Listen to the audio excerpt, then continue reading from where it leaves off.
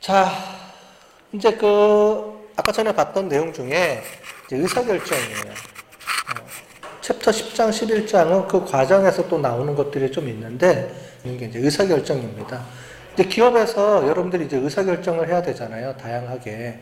여러분들 위치에 따라서 의사결정하는 게 많을 거예요. 여러분들 회사 가면 일단 매출을부터 해서 밑에, 여러분들 우리가 옛날에 얘기할 때는 뭐 TPS, MIS, 그 다음에 EIS 이런 거 얘기했죠. 관리자, 이제 밑에 운영 측면에서도 해야 되고, 관리자 측면에서도 해야 되고, 여러 가지 데이터들이 주고받으면 의사결정을 해야 되잖아요. 여러분들이 구매부서면 구매에 대해서 매번 승인을 내려서 이제 결제받고 해야 되잖아요. 그런 의사결정부터 해서 다양합니다. 그래서 그런 의사결정이 있는데 밑에 단계부터 위에 단계까지 다양한 의사결정들이 어떻게 일어나는지 한번 보도록 하겠고요. 그 다음에 비즈니스 인텔리전스하고 비즈니스 어널리틱스라는 게 있는데 그게 뭔지 이렇게 보도록 하겠습니다. 그 다음에 기업 내에서 이제 조직, 이제 여러분들이 이제 그 동료들이 있는데 또는 구성원들이 있는데 어떻게 의사결정을 서로 주고받고 하는지를 보도록 하겠습니다. 의사결정이 뭐냐? 여러분들 어떤 의사결정에서 내려야 되잖아요. 어떤 문제가 있으면 그 문제에 대해서 A든 B든 결정을 내려야 되는 거죠. 의사결정. 그래서 계층적으로 보면은 경영진부터 옛날에는 뭐 경영진은 큰 의사결정을 내리지만 실제로 관리자들도 다 의사결정을 내려줘야 되죠. 그럼 그 의사결정을 내리는데 필요한 여러 가지 정보들을 분석해서 제공해 줘야 되는 거죠. 이제 그렇게 시스템이 받쳐주고 있죠. 레포트부터 시작해서 다양하게 의사결정 지원을 해주는 툴들이 있어요. 그 ERP든 CRM이든 뭐 SCM이든 그 안에 그런 것들을 보여주는데 그런 의사결정하는 시스템에 어떻게 구성이 되어 있는지 한번 보도록 하겠습니다. 그 다음에 옛날처럼 단발성이 아니고 지속적으로 이제 의사결정을 해야 되는 게 있고요. 그래서 보시는 것처럼 작은 의사결정이 하나씩 모이면 연관가치는 엄청나게 증가한다고 했는데 이게 밑에 개선대에서 나오는 거예요. 보면은 여러 가지, 여기 보면 의사결정자가 중간에 나오죠. 뭐 회계관리자부터 해서 콜센터 관리자 뭐 여러 가지가 있고요. 뭐 고위 경영자 같은 경우는 뭐 크게 한번 해주면 된다 이렇게 돼 있지만 실제로 우리는 사소한 의사결정들을 밑에서 많이 이루어지게 되는데 그런 의사결정을 내려줄 때 필요한 여러 가지 정보나 분석 데이터들을 어떻게 끄집어 갖고 올 거냐. 시스템에서 자동으로 해주는 것도 있고 여러분들이 어떤 노력을 해야 되는 것도 있고 그런 게 뭐가 있는지를 그냥 살펴보도록 하겠습니다. 자, 의사결정의 특징은 구조적이거나 중구조적, 비구조적, 중구조적, 구조적. 그 다음에 의사결정 계층에 따라서도 여러 가지가 있는데 뒤에 그림을 보면 나와 있죠. 그래서 고위 경영자 같은 경우는 비구조적이죠.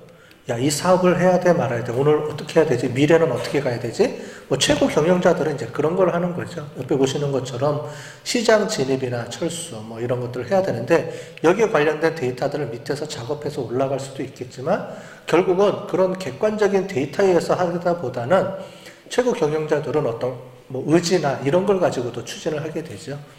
그래서 그런 것들이 비구조적인 의사결정이다 이렇게 보고요. 중간 관리층들은 뭐 당연하게 이 중간에 사이에 있다라고 보시면 되고 밑에 구조적인 거는 여러분들이 이제 들어가서 신입사원이 되면 어떤 구조적인 거를 해야 되죠. 아까 전에 봤던 것처럼 재고 관리자 같은 경우는 365일 매번 의사결정을 해야 되죠. 이걸 보내야 되느냐 말아야 되느냐 뭐 이런 식으로 그런 걸 나타내 주는 겁니다. 그래서 여러분들이 들어가는 위치에 따라서 의사결정을 계속 해야 된다는 거예요.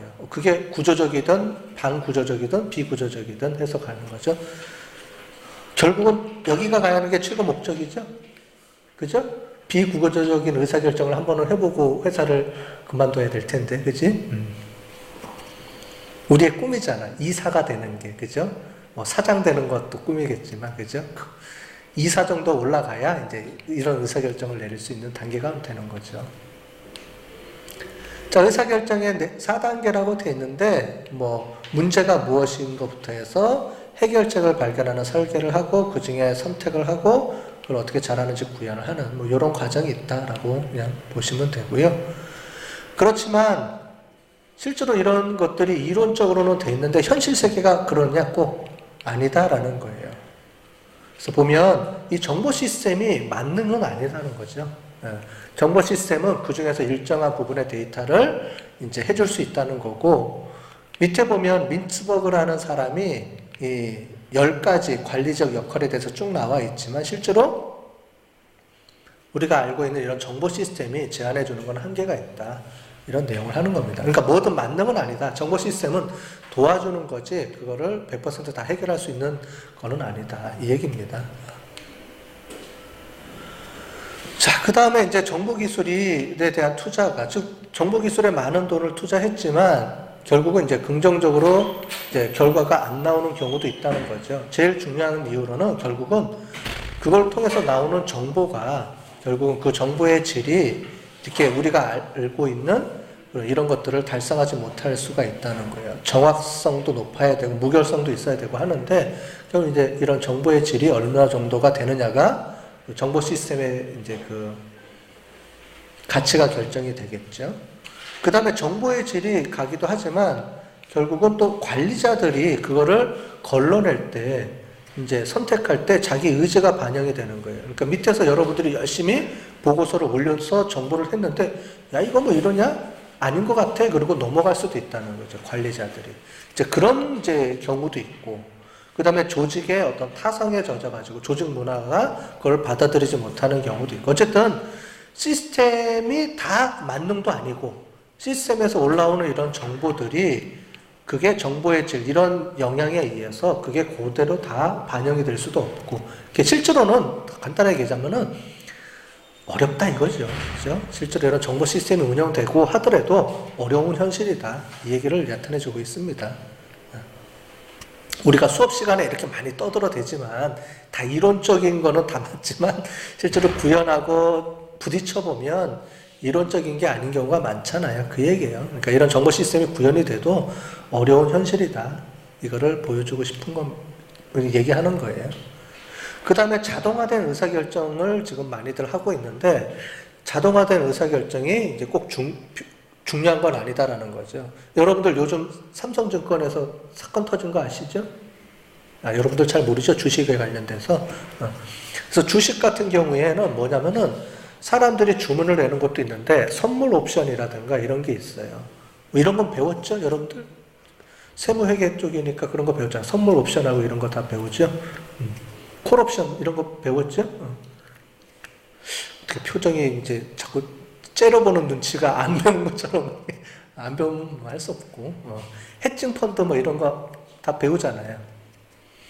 미안해요 이런 거 얘기해서 어려운 용어 막 나와서 죄송하고 어쨌든 여기 2013년에 보면은 플래시 크래시라는 게 있었대요. 그래서 뭐냐면 AP통신 트위터 계정에 백악관이 2차례 폭발이나 그러니까 오버가 난 거죠.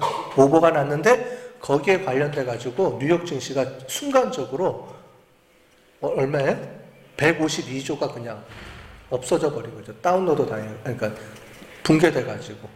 그러니까 뭐냐면 오보에 의해서 하는 건데 무슨 말이냐면은 이 시스템이 사람이 알면 이게 확인을 하고 가는 거잖아요. 그런데 증권은 순간적으로 1초도 안 돼 가지고 돈이 왔다 갔다 하는 경우가 많잖아요. 그렇기 때문에 이 오토매틱으로 해놓는 경우가 많이 있어요. 그 중에서도 이런 SNS에 따라 가지고 정보를 분석해서 자동 발주를 내거나 하는 것들이 있는데 그게 발주를 내버리는 거죠. 그러니까 원래 실제로 오버인데 이거에 영향을 미쳐가지고 주가가 152조가 갑자기 이제 붕괴돼 버리는 거죠. 이런 경우가 발생할 수 있다는 거죠. 우리나라 삼성증권은 좀 다른 얘기고 거기는 시스템이 돈이 더 갔는데 그러니까 주가가 100주뿐이 없는데 1000주가 간 거죠. 있다고 보내주게 돼가지고 그거를 시스템에서 못 걸러가지고 사람들이 발주를 내는 바람에 문제가 생긴 거고 이상하게 그건 아니고 여기는 자동으로 이제 처리를 하는 바람에 생긴 이유가 얘기를 하는 거예요.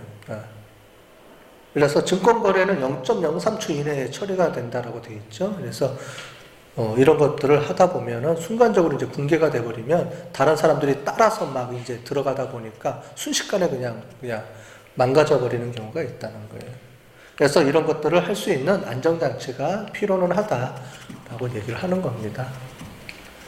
그러니까 꼭 자동화된 의사결정이 이런 좋은 거는 아니다라고 보는 거죠. 어쨌든 안정장치나 100% 믿을 수 있는 건 아니니까.